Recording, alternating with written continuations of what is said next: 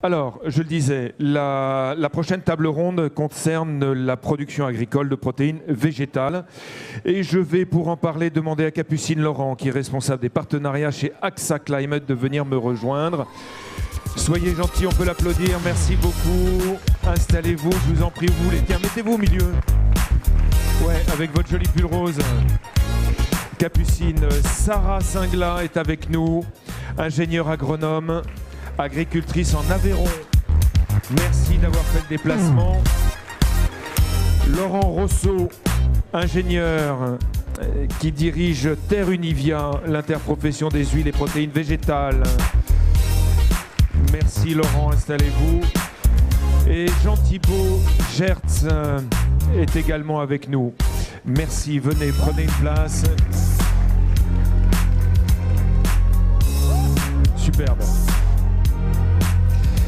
Alors, je refais les présentations très rapidement parce que je crois que tout le monde était un peu absent. Capucine Laurent est ici, donc responsable des partenariats chez AXA Climate, assurance des aléas climatiques.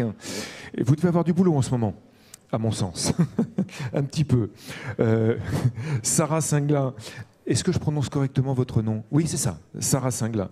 Ingénieure agronome, j'ai dit agricultrice en Aveyron. Vous êtes également formatrice et vous militez, j'ai vu, pour l'agriculture de conservation. Vous nous expliquerez en deux mots ce que c'est.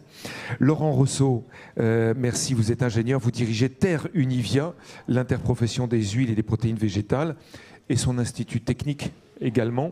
Et puis Jean-Thibault Gertz, vous êtes directeur prospective RSE et système d'information, ça fait beaucoup, hein, à la laiterie de Saint-Denis de l'Hôtel, et où l'on parlera, tout à l'heure je disais à Emmanuel Vasnex, on en reparlera, de cette construction de l'extracteur de jus qui est en train de sortir de terre. Il est opérationnel déjà ou pas? Ouais, ça commence. Quelques semaines, parfait. Pour commencer, une petite question BY. Alors là, vous reprenez vos téléphones. Sur une échelle de 1 à 10, à combien pensez-vous que vos connaissances sur les protéines végétales s'élèvent? Avez-vous une bonne connaissance des protéines végétales ou pas? Vous avez le droit de dire que 0. Hein. Il n'y a pas de honte, c'est anonyme. Allez-y, vous votez. Faites monter la fourchette. 6, 6,5. Ah, c'est difficile. On redescend à 5. Connaissance des protéines végétales. Oh, ça monte. Vous êtes 299 connectés, donc participation 208. Il y en a donc 90, j'ai les chiffres, hein. Il y en a donc 90 qui ne se prononcent pas. C'est fini? C'est terminé. Alors, donc, sur une échelle de 1 à 10, 4,5, vous êtes honnête. Alors justement, bah tiens, je vous propose de vérifier. On va voir. Là, classez les plantes que vous allez voir ici. Là, tomates, lentilles, pois, blé, spiruline et soja. Vous les classez de la plus riche à la moins riche. Alors là, c'est du ranking, donc vous déplacez. Vous mettez la plus riche en haut.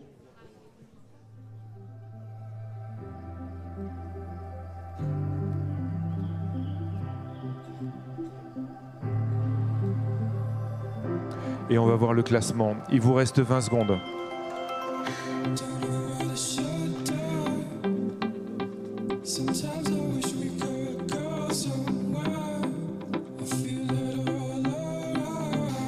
Je vois Sarah qui est interloquée.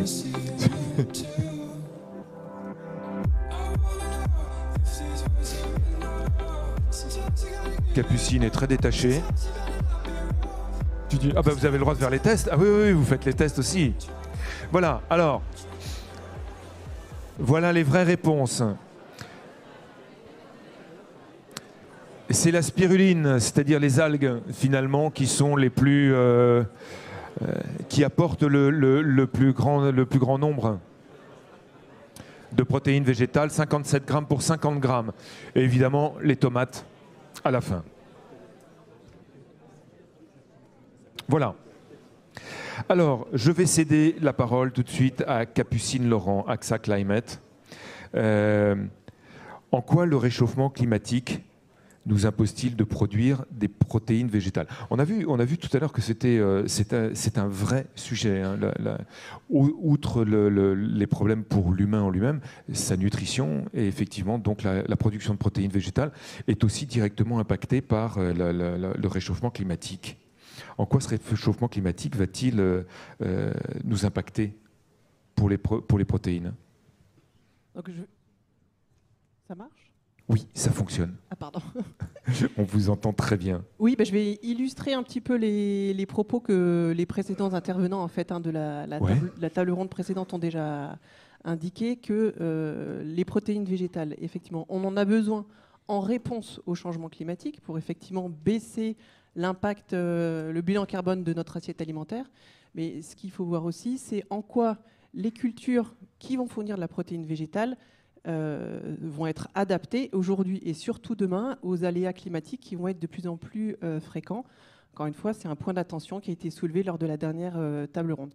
Donc, je vais illustrer mes propos sur le poids. Donc, on voyait sur le slide juste d'avant que le poids avait connu des forts volumes de production il y a quelques années, puis une forte décroissance sur les dernières années, depuis le début des années 2000 à peu près, d'où l'importance du plan de relance pour redynamiser ces productions. Et les investissements qui sont en jeu sont conséquents puisqu'on parle de 100 millions d'euros. Donc c'est pas rien. Effectivement, ce qui est intéressant de regarder, et c'est ce que nous on regarde chez AXA Climate, on va prendre les scénarios du GIEC, donc le groupement interprofessionnel qui étudie les changements climatiques. On prend ces scénarios et grâce à des modèles climatiques et agronomiques, on les applique à une échelle micro-locale pour voir les implications que ça va avoir sur tout type d'assets, tout type de production végétale, animale, les actifs industriels, les actifs logistiques, etc. Donc on peut basculer sur le slide d'après pour voir en fait effectivement que toutes ces cultures à faute teneur en protéines végétales sont des cultures majoritairement de printemps et qui ont une forte sensibilité notamment à des températures élevées, d'autant plus si celles-ci se succèdent sur un certain nombre de jours. On parle de cet indicateur là que vous voyez à l'écran, le nombre de jours consécutifs avec une température moyenne supérieure à 20 degrés.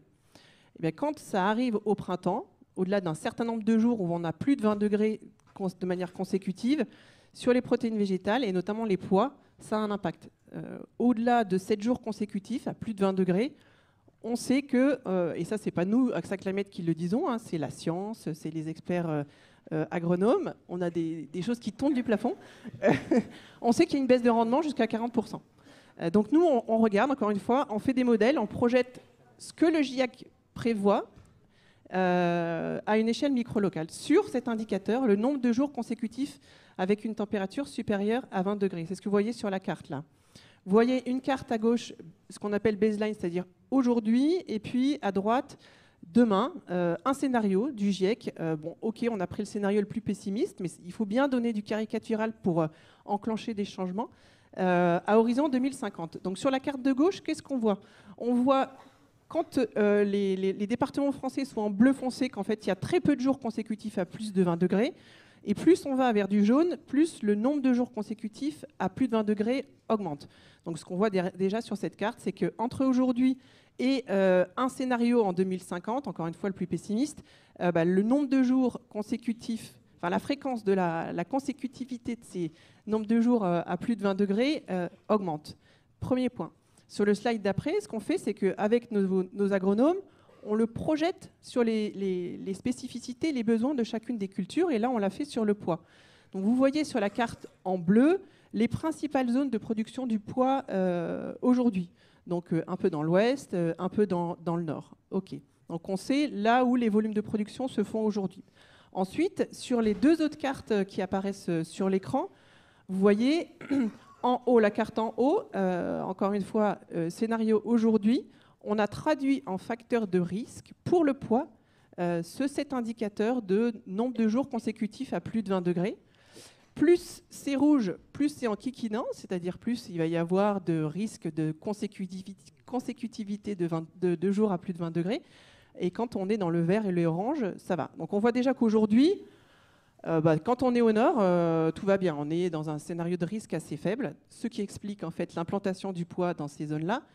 Et puis après, quand on regarde la carte en rouge, si on se projette à 2050, encore une fois avec le scénario le plus pessimiste, ça se corse. On voit que le poids, en tout cas les variétés qui sont produites aujourd'hui, elles vont pouvoir encore bien pousser, sans être trop irriguées ou quoi que ce soit en Bretagne, soit plutôt du côté de la Savoie, et que le reste de la France, encore une fois dans un scénario pessimiste, à 2050, c'est pas la fête. Ça va pas forcément être les zones d'implantation les plus propices à la culture du pois. À quoi ça sert cette carte? Encore une fois, simplement à montrer, nous, ce que l'on cherche à faire passer comme message, c'est que, OK, il y a 100 millions d'euros qui ont été investis dans ce plan de relance. Questionnons-nous sur quelle culture on implante et où, quelle variété, et du coup, quels investissements aussi à faire dans la recherche variétale pour que ce qu'on plante et la manière dont on le produit soit adapté aux situations climatiques qui vont advenir. Une question très rapide. Est-ce que ça veut dire qu'aujourd'hui, les agriculteurs doivent déjà penser leur programme de plantation pour 2050? Vous disiez que c'est une proposition, en fait. Alors, 2050, peut-être pas, mais 2030, certainement oui, puisque effectivement, tout est programmatique. En fait, le point, on a eu Pisani qui, il y a quelques années déjà, a été un de ceux qui a fait donner en fait une vision programmatique à l'agriculture. Nous, on pense aujourd'hui que, encore une fois, compte tenu des enjeux climatiques, on a besoin de repasser dans cette vision programmatique en questionnant, encore une fois, en regardant, en osant regarder ce qui va se passer avec les aléas climatiques pour se dire telle culture adaptée à telle zone de production, avec telle pratique, avec telle variété, avec telle date de semis, avec telle technique, encore une fois, de conduite des itinéraires techniques et notamment de la gestion du sol, puisqu'on sait que ça va être un gros facteur de résilience au changement climatique. Donc finalement, la culture de protéines végétales, elle va monter de plus en plus. Là, c'est le cas du pois. Du pois, en tout cas. Très bien. Merci pour ces précisions. C'était important, c'est une petite électrochoc. Tiens, on va demander à la salle ce qu'elle a pensé de votre présentation. Non pas pour vous juger, loin de cette idée, mais de l'importance que vous apportez à cette question, à cette suggestion. Vous envoyez vos smileys avec votre téléphone. Allez, envoyez les smileys, tout plein pour arriver jusqu'au petit cœur. Voilà, c'est un clin d'œil. Mais je pense que de toute façon, toutes les générations, la mienne, les plus jeunes, on est tous forcément concernés. Et plus on en parle, et plus il faut que continuer à battre le fer. C'est terminé? Parfait. Merci d'avoir participé. Sarah Linglin, vous êtes agricultrice, je l'ai dit tout à l'heure. Alors, j'ai commencé par poser une question avant de vous entendre sur l'intérêt de produire des protéines végétales en agriculture. On va poser la question à nos amis. Vous allez envoyer un marteau pour faire apparaître qui va apparaître sur votre téléphone. À mon signal, vous visez l'écran et vous lancez votre marteau pour découvrir ce qui est le plus rentable à produire, le blé ou le pois, justement. Vous avez un marteau sur votre téléphone, vous envoyez le marteau. Vous n'avez pas les marteaux? Ah, ça n'a pas l'air de fonctionner. Aïe, aïe, aïe. Ça y est, vous avez les marteaux? Génial, merci en régie. Vous envoyez les marteaux et on va voir. Au moins, ça fait rigoler tout le monde. Parfait.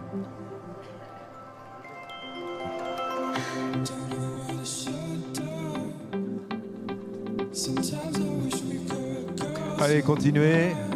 Ça y est, on commence. On voit très nettement.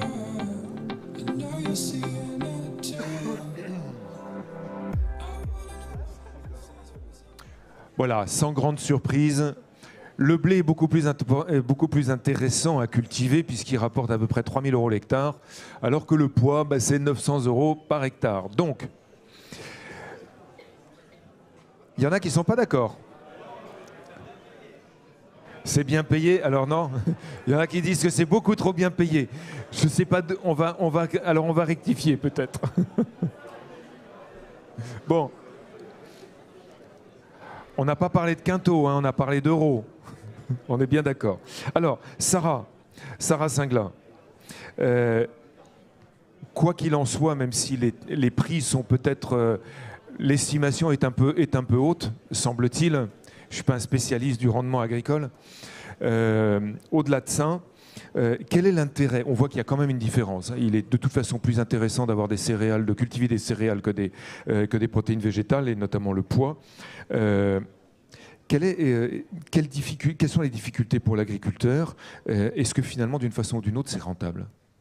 Alors aujourd'hui, on entend là? Oui, on vous entend. Donc aujourd'hui, ça peut être moins rentable, mais en fait, ce qu'il faut voir surtout, c'est qu'on nous donne les moyens de pouvoir produire. Donc ça a été dit tout à l'heure, l'accès à l'eau, l'accès à la génétique, et je dirais également l'accès aux produits de protection des plantes. Parce que très souvent, les protéagineux ou ces cultures-là sont des cultures mineures pour lesquelles ça va être très difficile d'homologuer des produits phytosanitaires parce que ça va être des cultures qui représentent très peu de surface.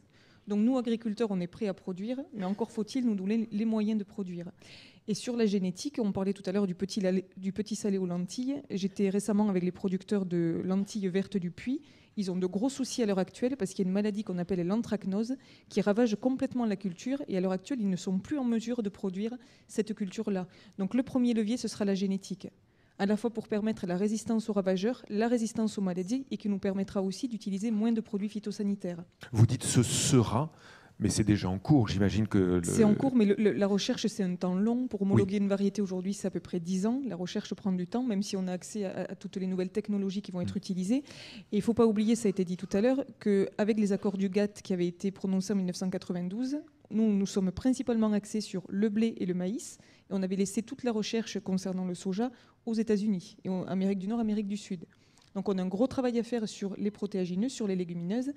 Et maintenant, si on doit aller encore plus loin, il ne faut pas oublier qu'en agriculture, on a beaucoup de nouvelles techniques à l'heure actuelle, je parle de production agricole, qui vont nous permettre de produire 2 fois par an. Tout à l'heure, on parlait de biocarburants. À l'heure actuelle, nous n'avons plus à opposer l'acte de production de blé pour faire du pain avec l'acte de production de biocarburants. Je vous donne un exemple. Ouais. Il est tout à fait possible de récolter du blé début juillet et d'installer juste après une culture qu'on appelle la cameline, qui est récoltée en octobre, et la cameline sert à faire du biodiesel. Donc ça montre aussi que l'agriculture est source de solutions, qu'on peut à la fois produire de la nourriture et des biocarburants, on peut aussi produire et protéger l'environnement. Parce que jusqu'à présent, on avait tout opposé. Et pour aller encore plus loin sur les systèmes de culture de demain, jusqu'à présent, nous sommes en mono-espèces dans nos parcelles, parce que c'est toujours beaucoup plus facile à conduire, que ce soit par rapport au désherbage ou encore à la récolte. On peut tout à fait imaginer demain cultiver 3 espèces au sein même de la parcelle et ensuite venir les trier. Donc ça donne encore plus de possibilités pour l'avenir. Et si on fait ça, si on couvre le sol, si la majorité des agriculteurs français se mettent à couvrir le sol, on sera en mesure de changer le climat. C'est ce qui s'est passé d'ailleurs au Minnesota, aux États-Unis. Il faut bien comprendre que ce n'est pas le climat qui fait le sol, c'est le sol qui fait le climat.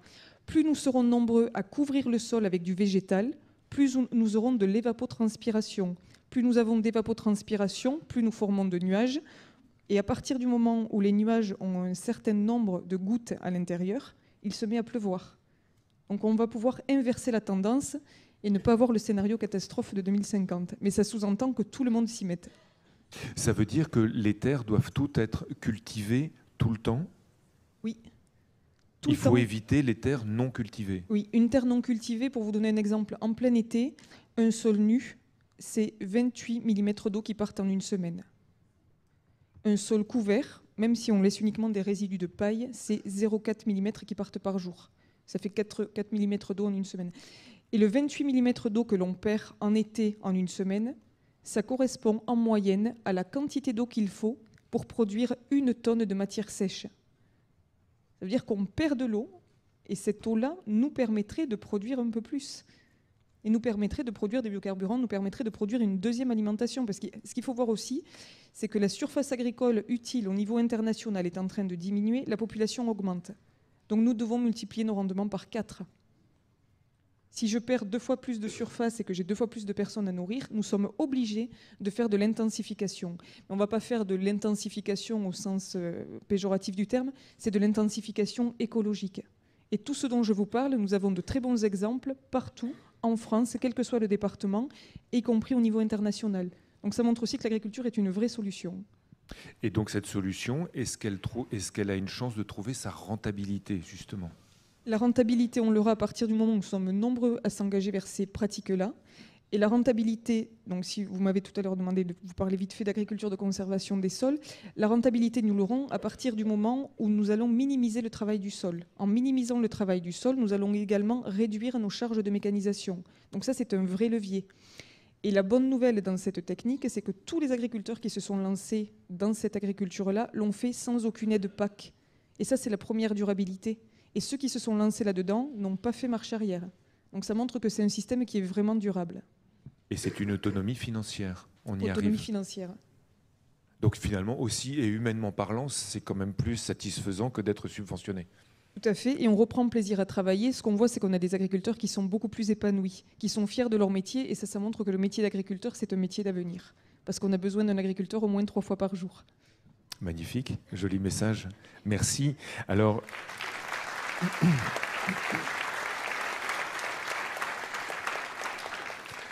Produire, c'est bien, encore faut-il pouvoir consommer. Il y a une question qui intervient et qu'on peut se poser. Qui parmi vous mange des protéines végétales de manière quotidienne? Allez, soyez honnêtes.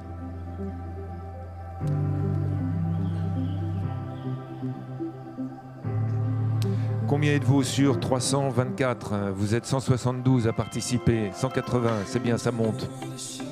Continuez.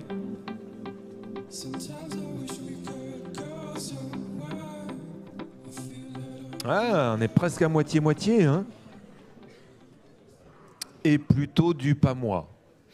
Donc, ce qui veut dire qu'il faut encore progresser. Sarah, qu'est-ce que ça vous évoque là? Il y a une marge de progression, donc, hein. Mais ça veut dire qu'il y a une marge de progression. Et encore une fois, ça veut dire que nous, agriculteurs, nous sommes prêts à changer nos cultures, à produire autre chose, mais encore faut-il qu'il y ait des consommateurs derrière. Si jamais nous produisons des aliments qui ne trouvent aucun débouché, alors la production s'arrêtera. Et ça, je pense que ça a été déjà évoqué tout à l'heure aussi. Oui, c'est même une évidence. C'est étonnant d'ailleurs que certains agriculteurs se lancent dans des productions dont on se dit qu'a priori, il n'y a pas encore de débouché. Alors c'est l'agriculteur qui doit tenter le coup ou il faut attendre qu'il y ait un marché? Il faut les deux à la fois. Parce qu'il y en a d'ailleurs là qui se sont lancés il n'y a pas longtemps dans le quinoa, ils ont trouvé un marché en face.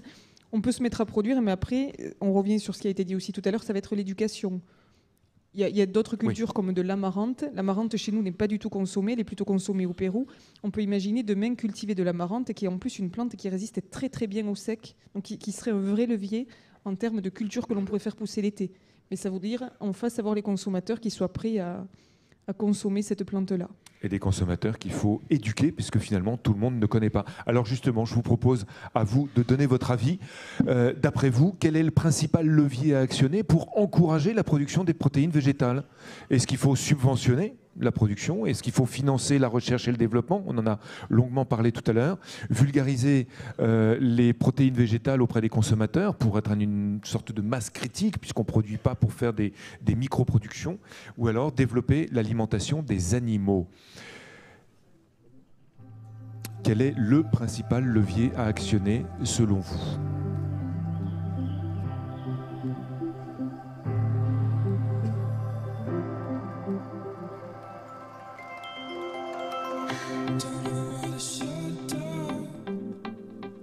La réponse... Ouf. Vulgariser les protéines végétales auprès des consommateurs pour atteindre une masse critique, 51%, financer la recherche, 29%, subventionner, 13%, et développer l'alimentation des animaux, 5%. Finalement, résultat assez logique, hein?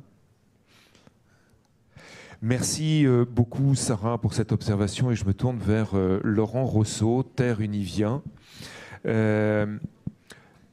Je vous propose, je vous fais deux observations à propos de la souveraineté alimentaire.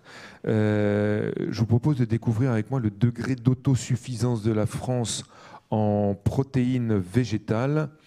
Et pour ça, vous allez, comme tout à l'heure, vous avez envoyé les marteaux, vous allez envoyer des lentilles du Berry cette fois-ci. Allez, envoyez les lentilles.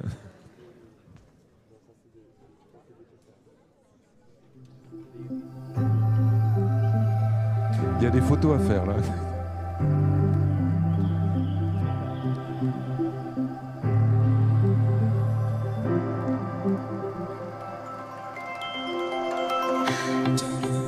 Voilà, vous avez enfin fini par casser le mur. Alors 70% si on compte le fourrage et 50% pour les cultures riches en protéines. Donc là, on parlait d'autosuffisance de la France. Je vous propose maintenant un quiz. On continue avant l'intervention de Laurent. Un quiz. Pour quelle protéine végétale la France est-elle le plus en déficit de souveraineté, de déficit? Est-ce pour l'alimentation animale en composé, pour l'alimentation animale fourragère ou pour l'alimentation humaine? Vous votez A, B ou C. Pour quelle protéine végétale la France est-elle le plus en déficit de souveraineté? Autrement dit, qu'est-ce qu'on produit le moins et qu'est-ce qu'on importe le plus?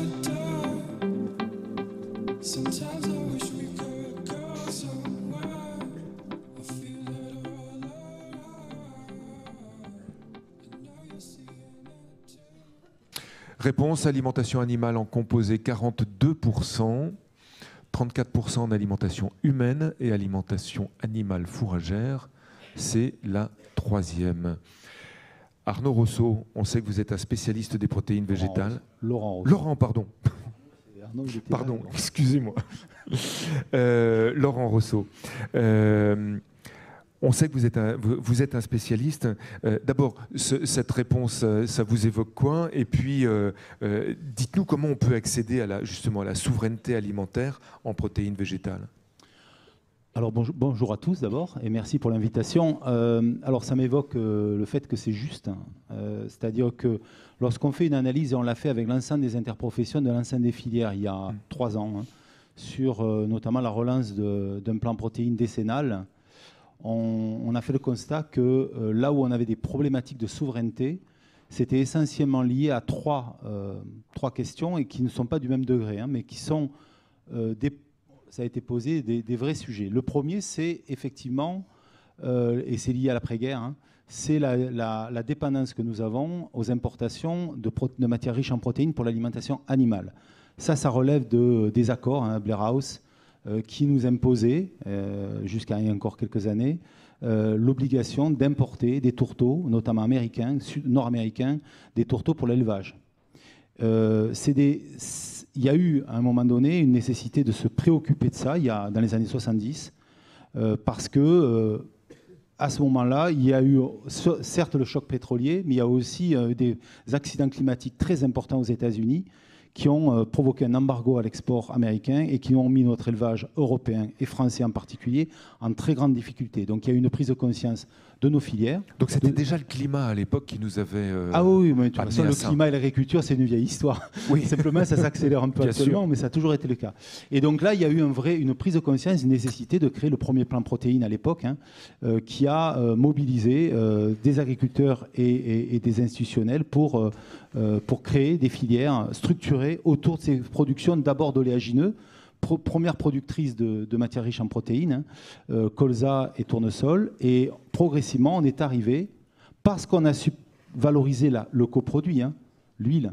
Sinon, on n'y arrivait pas. On ne peut pas vendre la graine si on ne vend pas les deux valeurs.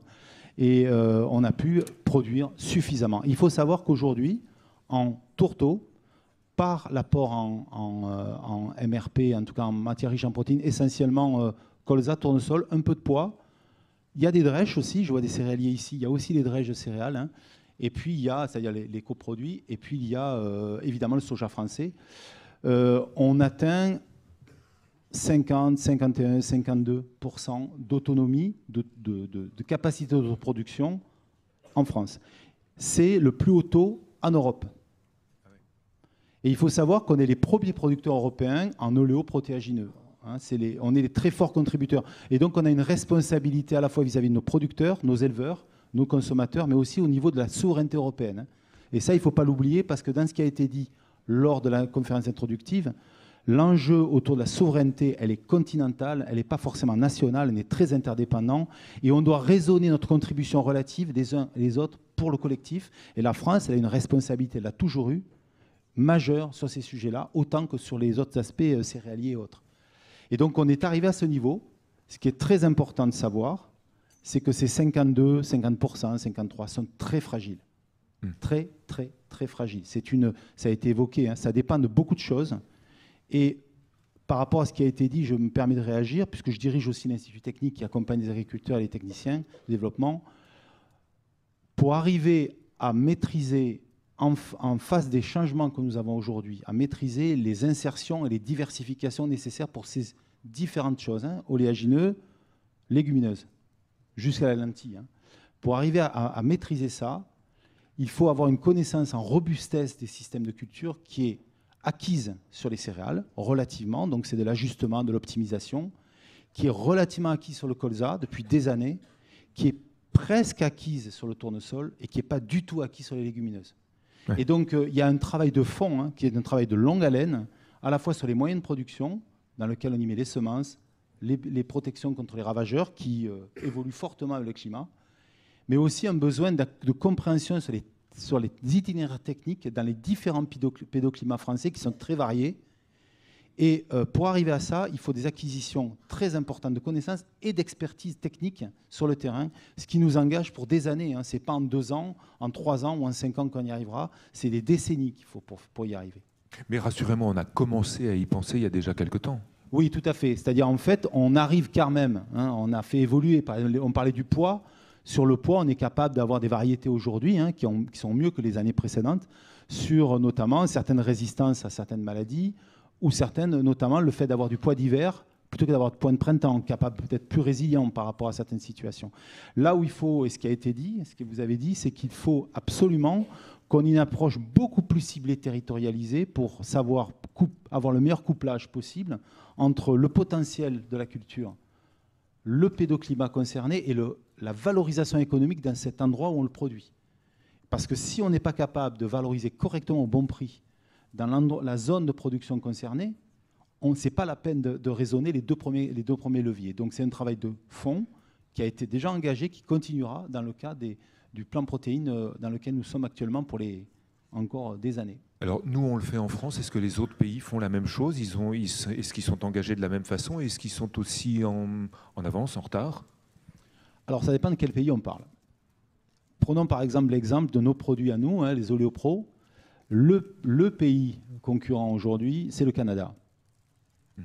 Pour le canola, c'est-à-dire c'est une colza de printemps, et surtout les légumineuses qu'ils ont développées depuis 25 ans, les légumineuses chez eux. Et c'est le premier producteur au monde de légumineuses à graines. Simplement, les conditions dans lesquelles produit le Canada les légumineuses à graines n'ont rien à voir avec les productions dans lesquelles nous produisons nous. Ils ne sont pas confrontés aux mêmes contraintes climatiques ou des ravageurs. Par exemple, il n'y a pas de ravageurs insectes, pas comme chez nous, pour des raisons climatiques. Par contre, ils utilisent des moyens de production que nous n'avons pas le droit d'utiliser. Ça pose des vrais problèmes de convergence, de pratique. En Europe, on est un peu, on va dire, la ligne. On est un peu la référence, même parfois on veut faire mieux que tout le monde. Ce qui nous amène à avoir des problèmes de déséquilibre, en fait, de décalage de traitement entre les agriculteurs européens. Mais on est avec une ambition forte et sur la plupart de ces cultures-là, on a une responsabilité, je l'ai dit, au sein de l'espace européen qui est assez importante. Comment, selon vous, est-ce que la culture des protéines végétales contribuera et dans quelle proportion à notre indépendance, justement, à notre souveraineté alimentaire? Alors, elle y contribuera à condition qu'on tire le marché. En fait, ça a été dit, et c'est pour ça que je suis assez d'accord avec ce que vous avez mis en majorité.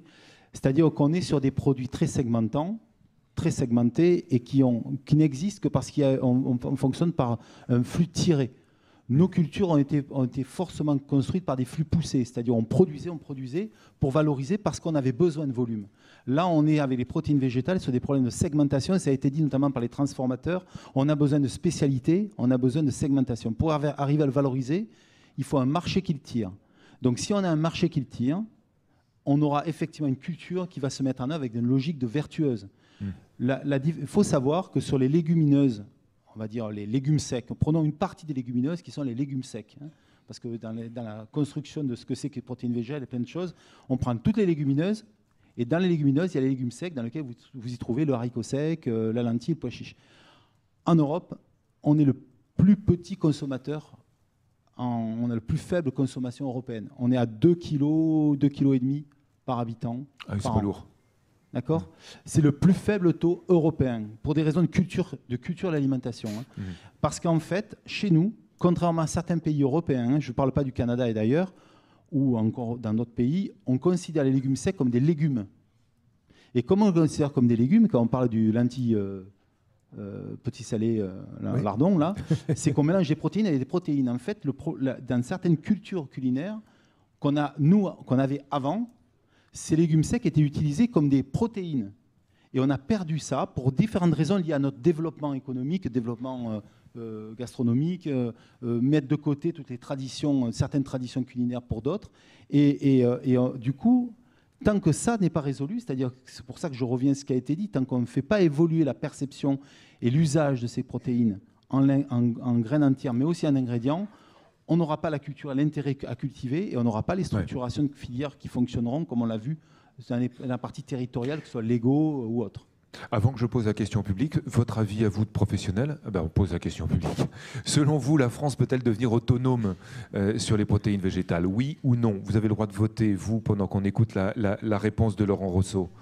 Alors, vous avez vu que quand on parle de protéines végétales, on met aussi les céréales dedans, par définition.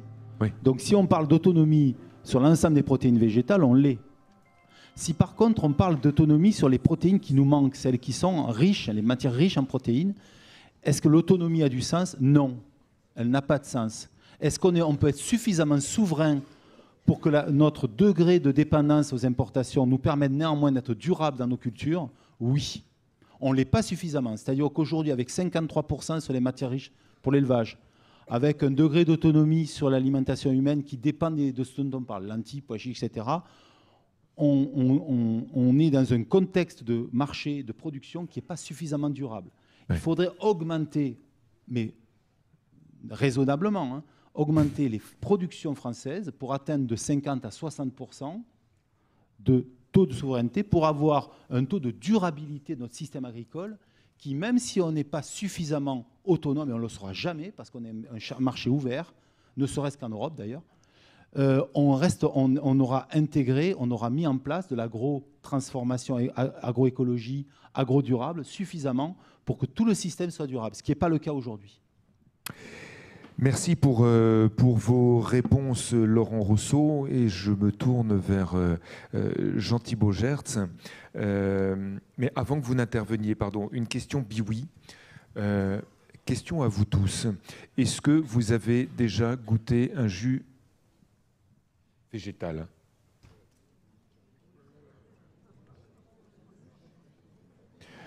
Je suis pas sûr de la question. Là, j'ai un doute dans mon affaire. Est-ce qu'on peut faire apparaître la question?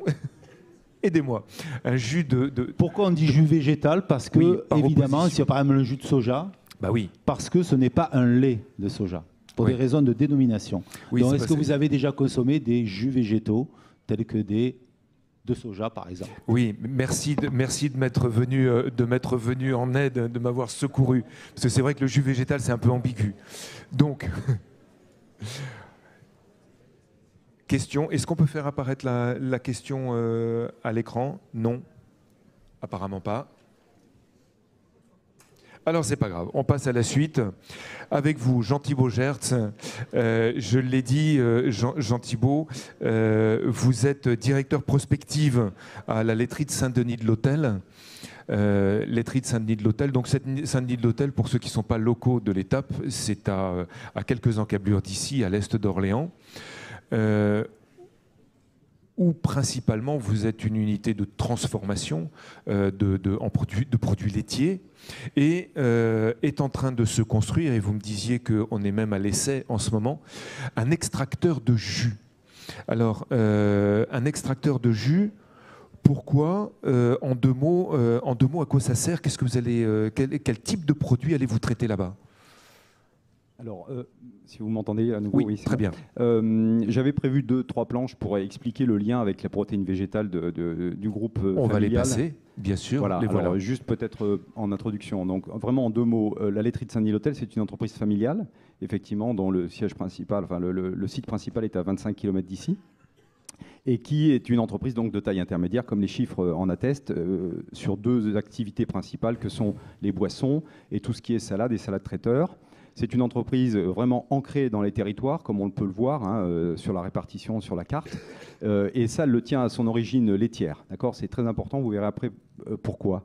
Il se trouve que c'est une entreprise qui aurait dû péricliter, 50 laiteries dans le Loiret en 1900, aujourd'hui il n'y en a plus. Elle a su prendre le virage de la diversification, sinon on serait plus là depuis longtemps, et tout ça en capitalisant sur un savoir-faire qui était à la fois la formulation et le conditionnement aseptique. Ce qui fait de nous aujourd'hui un des principaux, dans cette diversification, un des principaux acteurs du monde du végétal dans la boisson, d'accord, et notamment dans le soja. Quand je dis un acteur principal, c'est qu'on doit faire pas loin de 40% des volumes de toutes les boissons que vous pouvez trouver à marque ou à marque distributeur. Voilà, c'est important de le savoir, et savoir d'où on vient. Et donc, planche suivante. Si on a depuis 30 ans maintenant, parce que même en interne, les plus jeunes ne le savent pas, mais voilà, ça fait 30 ans qu'on fait du jus de soja, donc on a certainement été parmi les précurseurs. On a toujours été en relation avec le monde agricole, mais il nous manquait cet outil de transformation au milieu, d'accord, qui s'appelle l'atelier innové. Alors il se trouve que c'est grâce à M. Garot, qu'on a vu tout à l'heure, qu'on a trouvé le nom de ce projet. Innover veut dire en fait innovation nutritionnelle d'origine végétale, donc c'est vous montrer un peu l'ambition qu'on met derrière. Et en fait, l'ambition qu'on a, c'est de relocaliser ou de développer les filières au plus près, d'accord, de cette usine. Et ce qu'on voit sur la photo de droite, c'est Thibaut Bombard, qui est notre directeur d'usine, en train de visiter un champ chez M. Haribo, à 10 km de l'usine, un champ de soja. Voilà. Et pour lesquels on est sur la 3e saison d'essai variétal. On a beaucoup insisté sur la variété. L'idée, c'est de prouver que dans une région éminemment céréalière et betteravière, on peut faire autre chose, donc amener effectivement de la diversification dans les productions, de la résilience quelque part, et donc avec des légumineuses comme le soja. L'atelier innové, maintenant, pour faire un petit focus, c'est la page d'après, se propose de travailler 3 matières premières importante dans le monde des boissons végétales, c'est le soja en premier lieu, c'est l'avoine, c'est le riz. Voilà. Et donc voilà, vous avez une photo de l'usine il y a quelques semaines qui est en train de démarrer. Je vous disais tout à l'heure, on est à quelques semaines. En fait, le soja, je pense, est quasiment au point. On est en train de travailler fort sur le riz et sur l'avoine. L'idée étant donc de construire un centre qui sera certainement un des plus beaux en France, voire même en Europe, d'extraction. Alors l'extraction, c'est quoi? Et d'un mot, c'est des procédés qu'on veut simples et sobres en énergie. Donc on part d'une graine et en fait on va broyer et ensuite séparer la partie fibreuse de la partie liquide qui peut faire nos boissons. Maintenant, l'ambition de l'atelier innové, c'est aussi de travailler pour tous les secteurs de l'alimentaire. Et donc, ce sera aussi une base de travail et de production d'ingrédients végétaux pour l'ensemble du secteur alimentaire. Voilà. C'est quelque chose de très ambitieux qui se veut donc un point de fixation, finalement, de la filière ici en région centre. Oui, donc vous n'allez pas produire directement des extraits, enfin des produits consommables immédiatement. Il y a des concentrés qui vont servir pour d'autres produits. C'est un élément de base. C'est tout à fait ça. C'est un élément, en fait, c'est une unité de première transformation qui produit des ingrédients. D'accord, et qui donc d'ailleurs est en relation directe par un pipeline avec l'usine actuelle pour la formulation des boissons et qui donc se propose ensuite d'acheminer ces produits là où se trouveront les usines effectivement de fabrication de produits finis. Tout à fait. Vous parliez d'autres unités en France et en Europe. C'est une unité particulière où finalement, elle a une originalité. Outre son implantation et la volonté même d'être en circuit court, production, mais est-ce qu'elle a des éléments novateurs qui font que, on parlait tout à l'heure de recherche et développement, est-ce qu'on est à la pointe de certaines technologies avec ça ? Alors, je ne me permettrai pas de dire qu'on est à la pointe, mais je dirais qu'on essaye. Vous pouvez, si on l'est. Je me dirais qu'on essaye, voilà. Alors, on est effectivement, je vous parlais tout à l'heure d'essais variétaux, donc l'idée c'est d'emmener depuis vraiment le champ jusqu'à la fourchette, l'ensemble de la filière. Donc, on associe avec nous des agriculteurs, des organismes stockeurs, des centres de recherche, des halles de technologie, voilà. C'est un petit peu ce regroupement comme ça de compétences qu'on essaye de faire autour de nous, d'accord, de ce point de fixation. Et Et à proprement parler sur l'usine, il y a au moins 2 choses qu'il faut mentionner. C'est qu'on a pensé la circularité dans sa globalité. C'est-à-dire qu'aujourd'hui, on ne parle que de coproduits. D'accord ? Il y a bien sûr un produit, un ingrédient, mais il n'y a que des coproduits. C'est-à-dire que quand vous avez une graine, vous allez avoir de la coque, vous allez avoir un germe, vous allez avoir des fibres. Eh bien, on a pensé à l'utilisation de tout ça avant même que l'usine ne soit démarrée. Tout va être utilisé. Pardon ? Tout va être utilisé. Tout va être utilisé, il n'y aura rien. Je crois que c'est dans le cochon que rien n'est perdu, d'accord ? Ben voilà, dans la graine non plus. Voilà. Donc l'idée, c'est que ces fibres, notamment, hein, puisqu'on appelle ça l'okara pour le soja, on l'a étendu à tous les autres coproduits qu'on va avoir pour le riz et l'avoine. Donc l'okara, c'est une fibre très intéressante parce qu'elle contient encore de la protéine. Et donc on est en relation, on a déjà fait des essais en local sur l'alimentation animale à base de cette okara. D'accord ? Et il se trouve que par essence, on a privilégié nos producteurs laitiers. Donc voilà, on boucle complètement la boucle. La deuxième originalité, c'est qu'on a construit à 800 mètres de là une serre expérimentale pour produire, alors c'est pas l'objet du jour, mais des herbes aromatiques de manière complètement innovante et durable. Il se trouve que la chaleur fatale, alors la chaleur fatale pour ceux qui ne savent pas, c'est une chaleur qui serait normalement perdue au niveau d'une usine. Cette chaleur, on va la récupérer. D'accord ? Et on a investi, alors je ne vous raconte pas les temps de retour sur investissement, hein, là on est sur du très très long terme, d'accord ? Mais c'est vraiment une posture de l'entreprise. L'idée c'était de dire, cette chaleur, on va essayer de l'utiliser pour chauffer la serre. Donc on a eu 1,6 km de canalisation pour capter cette énergie et la rendre disponible au niveau de la serre. Voilà au moins deux originalités de ce site. Merveilleux, merci pour ces précisions. Alors une question que je pose au public. À votre sens, au regard de ce qu'on vient d'entendre, en un mot, peut-être un mot, en quoi est-ce important de construire une usine d'extraction de jus végétal à Saint-Denis-de-l'Hôtel, donc ici, en local?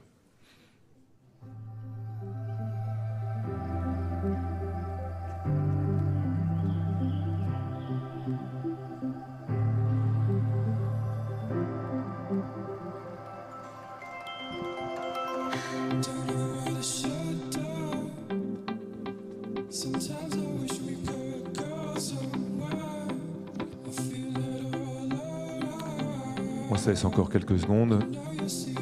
Vous tapez le mot qui vous vient à l'esprit.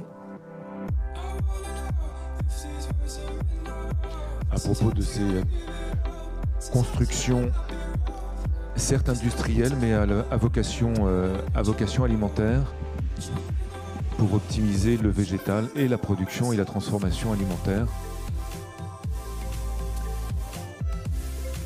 Qu'est-ce que ça vous est...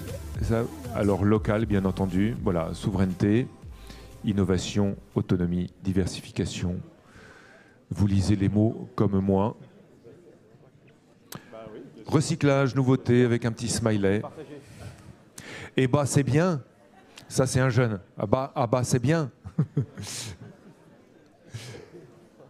Diversification alimentaire. Très bien, voilà. Merci beaucoup d'avoir joué le jeu et d'avoir joué. Merci à vous 4 d'avoir accepté de venir pour quelques minutes à chaque fois, mais merci beaucoup.